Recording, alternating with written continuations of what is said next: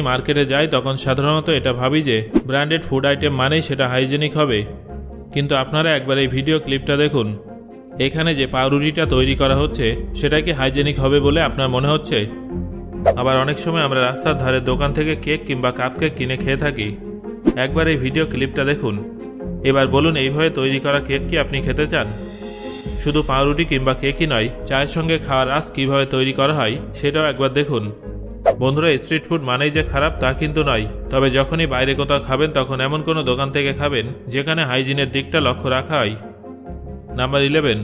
বন্ধুরা, ছোটবেলায় আপনি কোন পেন্সিল দিয়ে লিখতে পছন্দ করতেন, নটরাজ নাকি অপ্সরা? যদি দুটো দিয়েই লিখে থাকেন তাহলে আপনি এই পেন্সিলটা ব্যবহার করে দেখতে পারেন, যেখানে নটরাজ এবং অপ্সরা দুটো লোগোই একসঙ্গে প্রিন্টেড আছে। বন্ধুরা, আপনারা কি জানেন ফোন নির্মাণকারী কোম্পানি স্যামসাংই বুর্জ খলিফা বানিয়েছে? নোকিয়া কোম্পানির এই জুতোগুলো দেখুন।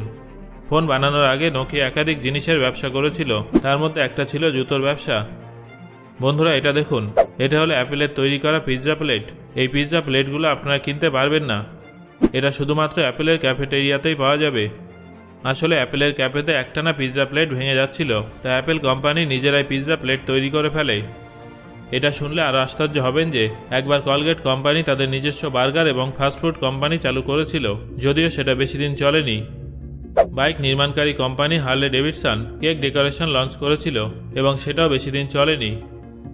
নাম্বার 12। আপনারা যে কোনো অনুষ্ঠানে একটা কমন জিনিস দেখতে পাবেন, আর সেটা হলো লাল রঙের চেয়ার। বিয়ে বাড়ি হোক কিংবা জন্মদিন অথবা বিবাহ বার্ষিকী, সাধারণত সমস্ত অনুষ্ঠানেই লাল রঙের চেয়ার ব্যবহার করা হয়। কিন্তু এর পেছনে কি কারণ আছে সেটা কি আপনারা কখনো ভেবে দেখেছেন? এর পেছনে সবথেকে বড় কারণ হলো বেশিরভাগ কোম্পানি সাধারণত লাল রঙের চেয়ারই বেশি তৈরি করে থাকে। আসলে লাল রং অনেক বেশি আকর্ষণীয় হয় এবং লাল রঙের চেয়ার যে সমস্ত ম্যাটেরিয়াল দিয়ে তৈরি করা হয় তার দামও কিছুটা কম হয়। এছাড়া লাল রঙের চেয়ার মেনটেন করা অনেক